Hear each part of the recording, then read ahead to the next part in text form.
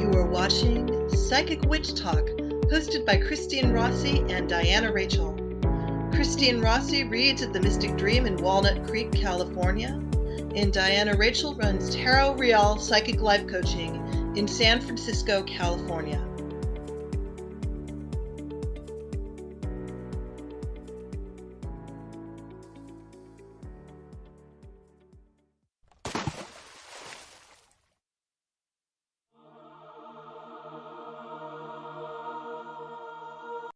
For me, and it's not necessarily a pet peeve, it's just a really common question that comes up.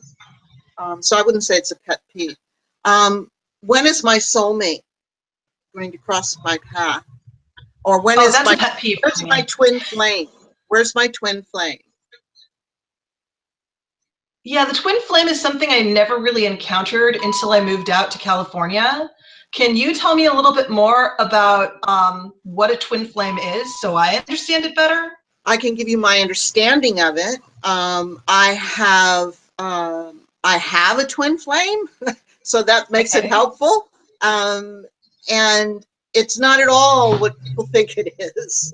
I mean, I suppose it could be, depending on what your choices were to come into this life. So if you were coming in, it's great romance where the guy rides in on the horse and sweeps you off your feet and you ride off in the sunset. Yeah, just saying. A lot of women are expecting this. Horses come with road apples. I'm sorry. No, you know, they're Go on. They're talking about, you know, Disney, happily ever after, and they really think they tie all this into soulmate or twin flame. So quick what a twin flame is. A twin flame is when a soul splits into two, and so that you can get through your spiritual lessons twice as fast. Okay, you're on the fast track.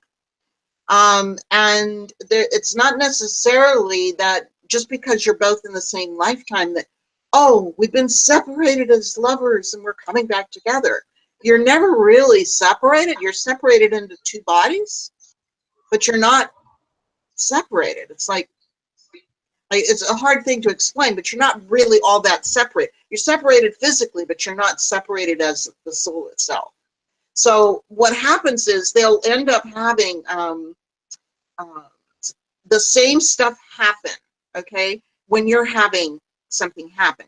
The difference is that they're choosing to handle it one way and you're choosing to handle it another. Does that make sense? So you get... Okay, yeah, that does. So you're getting the 2-for-1 choice, so to speak, you know. A really good one would be when I had a heart attack, I found out that my twin flame had also had a heart attack. When I had hurt my back in the, you know, in mid-90s, they had hurt their back as well. How they have dealt with it and how I have dealt with mine are completely different. Completely different. I've had issues with dental and stuff that I'm dealing with. They're having issues with their dental. I'm handling it my way. They're handling it their way. And they have every right to experience whatever they want to experience. It's free will. But usually it's like a mirror image. So they're not going to often choose the same thing that you're choosing. So they'll choose the opposite of that. Does it mean that... So it's more Alice through the looking glass. It's Alice through the looking glass versions of each other. Exactly, exactly. So that's a short version of what that's about. Are you going to unite in this gorgeous blending of souls? Yeah, at some point, but not necessarily in the same lifetime that you're together. Usually one's out and one's in. So they'd be like your BFF outside your best guide. Going, I would not walk down that road. Stay away from that. That kind of stuff. When they're incarnating at the same time as you, sometimes you never actually see them or connect with them. Most of the time, I would say, when you meet, it's such an explosion of opposite that all the judgment and all of your shadow stuff is up in your face. And it's so strong that it's just like, hell no. You're the last person on the earth that I really want to have anything to do with. But what it does do is it instigates you to work on yourself.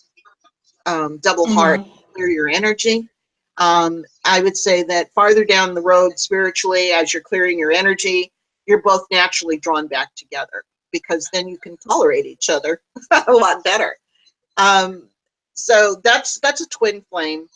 The other is a soulmate. A soulmate is your best friend. You've gone through several lives, and you can have more than one soulmate. You can marry them. You can have one be your child. You can have a father or a mother or an aunt or whatever. So that's not necessarily a romantic thing. And then I have a definite soulmate, and it's definitely not a romantic thing. And we're not related in any way. Yeah, no, it's perfectly. I've had a soulmate come in, and they gave me a leg up on an issue that I was working on, and then they left, and we both were better for it. Some others stay in touch, and they become, their best friends throughout life. So that's also an individual, kind of thing. Does it mean that you're supposed to marry them? Like, oh, I want my soulmate, and that's what I'm married. It's like, not necessarily. Not necessarily. Mine's a gay man, so there's going to be some issues there. Yeah, and I want to ask him how he feels about that. Or his husband. I mean, I imagine his husband has an opinion too. Exactly. So there's a lot of myth around twin flame,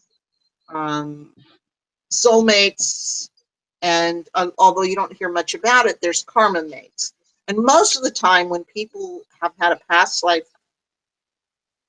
experience with being involved with somebody and they come back into their life, there's that instant recognition. I know you. Mm-hmm. Well, there's a reason why you know them. You got unfinished business too. And so you go through the karma or the drama that has been circling on and on. If you can dissolve that, then you both go your own ways and everybody's happy. Sometimes, or most times, it's just tit for tat. You hit me last time, I hit you this time. I'll see you next life. Cosmic tennis, a really slow version. It's a very slow fight. It's kind of like, pow, see you next life. Yeah, and I know exactly what you mean by karma mates, and those are really the ones we should be worried about or focused on, and those are never the ones that get the attention because they're just not as sexy. Yeah.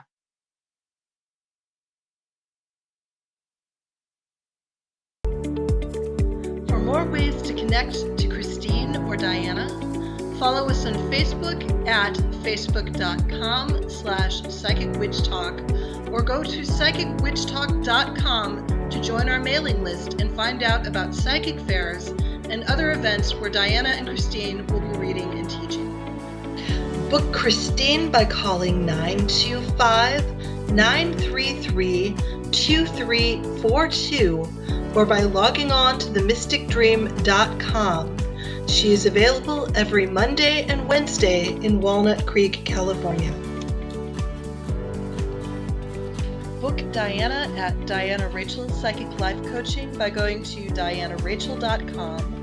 Don't forget the J between the A and the C, or by texting 415-508-3202. All appointments must be made a minimum of 24 hours in advance.